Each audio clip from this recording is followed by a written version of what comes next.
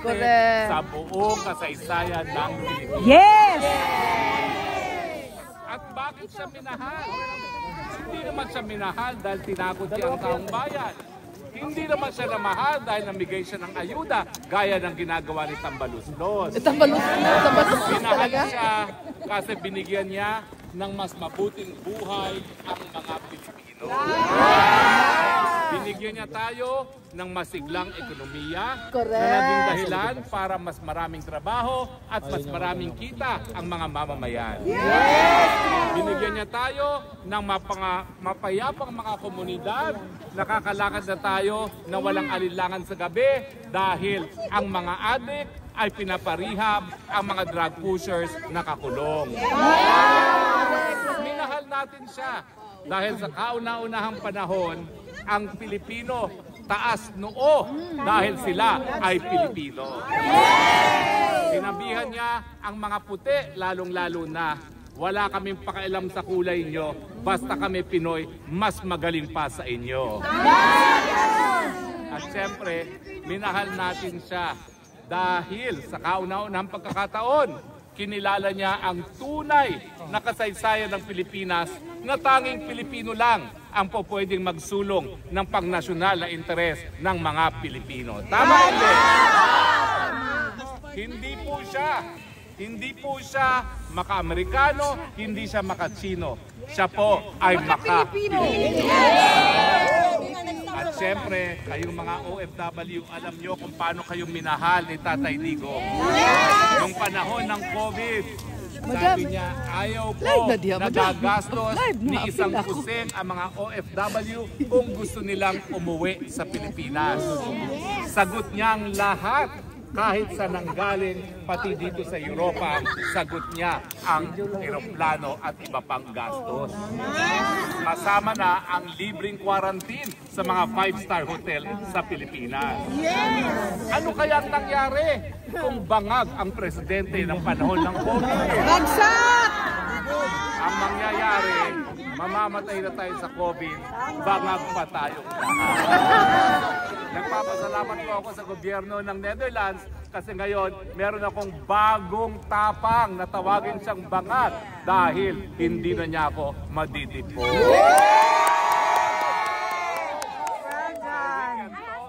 A spade a spade. Talagang lulubog po ang Pilipinas habang bangag ang namumuno. Maya-maya po may sorpresa ako sa inyo. Hindi po ako sasayaw. Our model in the extra large. Pero ang aking sorpresa maya-maya po, ang aking katambal laban sa mga bangag, ang maharlika. Actually, plano namin. Dahil sunog na kami sa araw dito. Dahil mula nung dumating ako, wala na akong ginawa kundi magngangawa dito sa parking ito. At itinitin ko na. Naku, ako po'y kasama ko na, yung mga kasama kong asylum seeker, kakulay ko na silang lahat. Kaya alam mo kang mas maitim pa ako sa kanila ngayon. Pero, kinakailangan naman po na magsama-sama tayo kapit-bisig dahil isang paninindigan natin, nagkaroon ng mas mabuting buhay ang mga Pilipino kay Tatay Digong, hindi dapat siya nakakulong ngayon. Hindi dapat siya kinidnap sa Pilipinas ng mga bangag at sinurrender sa mga dayuhan.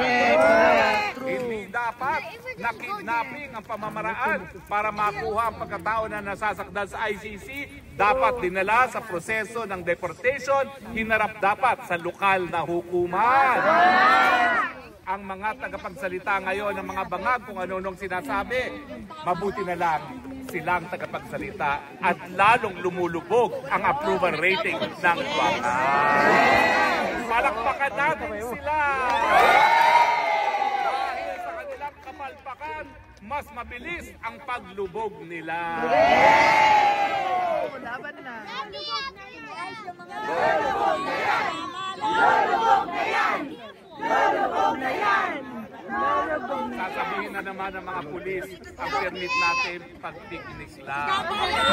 Sabi ko naman, pasensya ka na. Pag nag-picnic ang mga Pilipino, maiinig ka. Hayaan nyo, habang nagtatagal si Tatay Digong sa Netherlands, baka mamaya lumipat ang Pilipinas sa Netherlands. Alam nyo naman ang mga Pilipino, mahilig gumawa ng mga anak. Before they know it, mayorya na tayo sa Europa. O hindi ba nangyayari yan? Mga taga-UK! Alam nyo, nung nag-aaral ako dyan, 1994, 1995, 1996, abay mabibilang mo talaga mga Pilipino kasi lahat nagtatrabaho lang sa mga bahay-bahay, parang Hong Kong. Ngayon, ang mga doktor, ang mga nurses, ang mga engineers, ang mga chefs, ang mga IT, puro Pilipino na ngayon. Kung paano pinatakbo natin ang Amerika, ang Hong Kong at Singapore, pinatatakbo na rin natin ngayon ang Europa. Diba? So, mag-ingat kayo sa mga Pilipino. Ngayon nandito si Tatay Digong. Baka sa kauna-unahang pagkakataon, ma-colonize ng Pilipinas ang buong Nako, iwan nyo lang yan sa mga Pilipino. Tignan natin, parang langgam na magmumultiply. At ma-overrun sila. Isa-isa lang ba talaga? Ha? Ganon ba? Ganon. Well, na-westernize na pala kayo.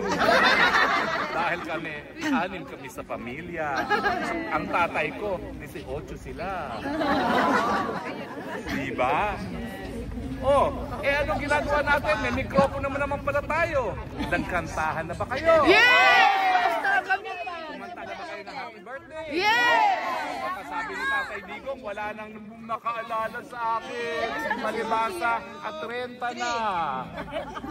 Oh. Everyday birthday. Kakanta ba tayo uli? Yes! Kantahan natin uli dahil ngayon, araw-araw Birthday! birthday. Tatay. Okay, go. Salamat sa iyo na marami. Ano? Saan? Meron ditong lamesa, ito yung tablado natin. Ano ko kayo? Meron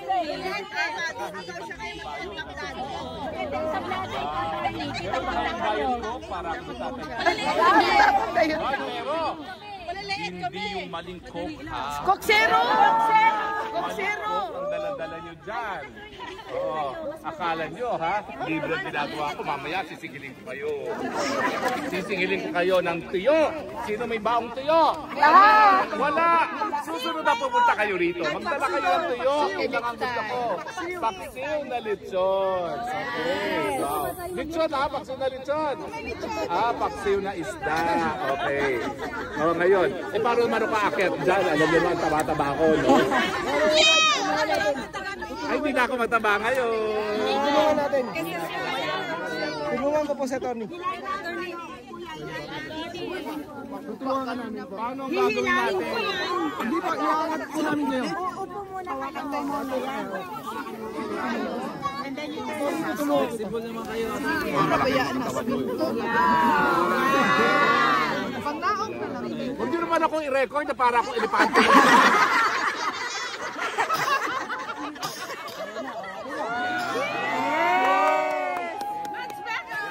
Sabi ko, rin-record nyo ako para akong elepante kumakit ng lamesa kayo talaga. Paano lang silang tao? Anyway, happy ba kayo? Yes! Birthday gathering? Yes! Handa na ba kayo? Araw-araw may birthday gathering tayo. Yes! So nananawagan kami sa lahat ng mga Pilipino. Hello, talaga walang kapagod-pagod yung mga kasama natin dito sa Netherlands. Dakdak pa rin ako ng dakdak.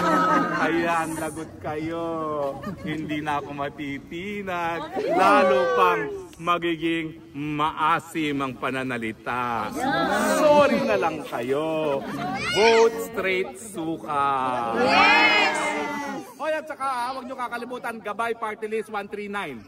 Okay? Yung Gabay Party List ang magpapatupad ng tama ng universal healthcare na sinulong ko nung naging kongresista ako. Kasi kinopya ko yung batas ng UK.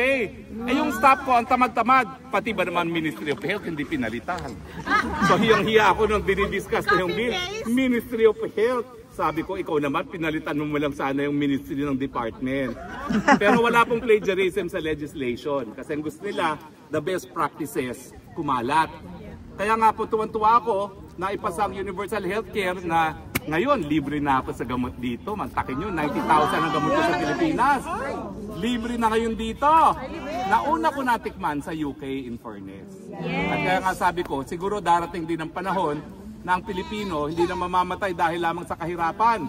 At naipasa na nga ang batas, ang mga buwayang, mga kakampi ng mga bangag at mga tambaluslos, kinukurakot pa ang pondo para sa mga mahihirap na Pilipino. So ang pangako po ng Gabay, ang tamang pagpapatupad ng ating batas na Universal Healthcare Law. Okay? Papatupad din po natin yung sinulong natin na libreng tanghalian, hindi lang po sa mga nagugutom na kabataan, kundi sa lahat ng estudyante ng elementary at secondary. Kinuha ko naman yung batas galing sa India. Nice. Ako, magaling maghanap ng batas. Kesa naman dyan yung mga kongresista walang ginawa kundi litisin at i-contempt ang mga kalaban ng administrasyon. Yes. Oh, suportado nyo ba yung mga kapwa ko vloggers? Yes! Sige nga. So, anong mensahe nyo sa kanila? Ano daw? Paglalaban mo. Paglalaban. Paglalaban mo. Ganda naman ni Ma'am, oh. Galing ako Yuki. Galing kay UK, ha? Yung ating universal healthcare, okay? So, 139 Gabay Party List, okay? Anyway, ano pang gusto nyong malaman? Online voting. Ayan pala si Gemma. Ito si Gemma, siyang namumuno ng mga DDS OFWs worldwide. Sa kauna-unahang po pagkakataon, magkakaroon na ng online voting ang mga OFWs. Makakaboto na kayo. Ano bang problema nung huling eleksyon? Di ba tumakbo ko ng Senado, natalo kasi wala akong pera. Pero number 4 ako sa OFW votes. Kasi anak po ako ng OFW. 12 years old po ang nanay ko umalis para magturo dahil 6 kami, ang tatay ko pastor, hindi kaya sa sweldo ng pastor at ang profesor sa UP. So naranasan ko po yung lungkot na 12 years old, wala ng nanay pero kinakailangan dahil para mabuhay ang pamilya. So naintindihan naman po ng mga OFW kaya sinuportahan ako, number 4 ako. Kaya lang 250,000 lang ang bumoto sa buong daigdig ng OFW. Paano naman ako mananalo dyan sa mga naghuhubad sa entablado? Gagawin ko na rin yung gusto nyo, gawin ko na rin. Ano nyo, roommate ko si Robin. Dito, umuwi na siya kanina. Ang sabi ko, lahat ng gustong busuhan si Robin Padilla, alas 6 ng umaga, naglalakad nakabrief. Ang aking warning, si Harry Roque, nakabrief din na alas 6 ng umaga. Pero, sa kaunaan ng pagkakataon po, makakaboto na kayo online. Pero unang-una, kailangan magrehistro kayo.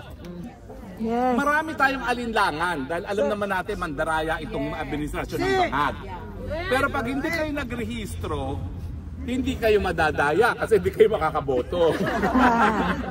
So para masabi niyong dinaya kayo, magrehistro kayo. At baka naman mamaya, multuhin sila ng konsyensya nila at hindi nila dayain ang OFW vote, lalong-lalo na dito sa Europa. Yes. Ongoing na po ang rehistro ngayon na online voting.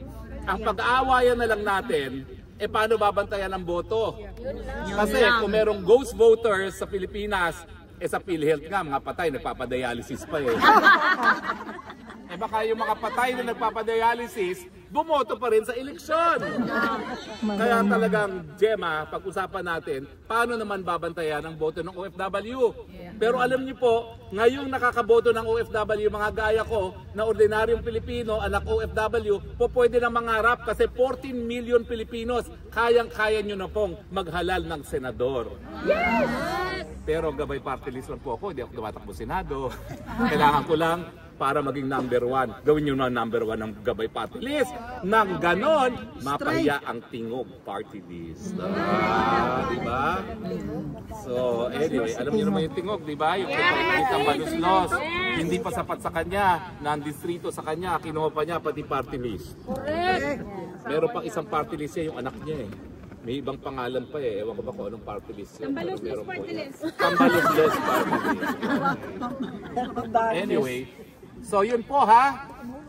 Yung magpunta na kayo, mag-contact na kayo sa konsulado, pumunta kayo sa webpage ng konsulado, importante magrehistro muna po. Dahil pag hindi magrehistro, hindi makakaboto, hindi kayo madadaya. At ang importante po ha, kinakailangan talaga suportahan natin ang 10 kandidato ng PDP Laban. Dahil kung hindi, dire-diretso nilang tatanggalin ang ating pinamamahal na Inday Sara Duterte.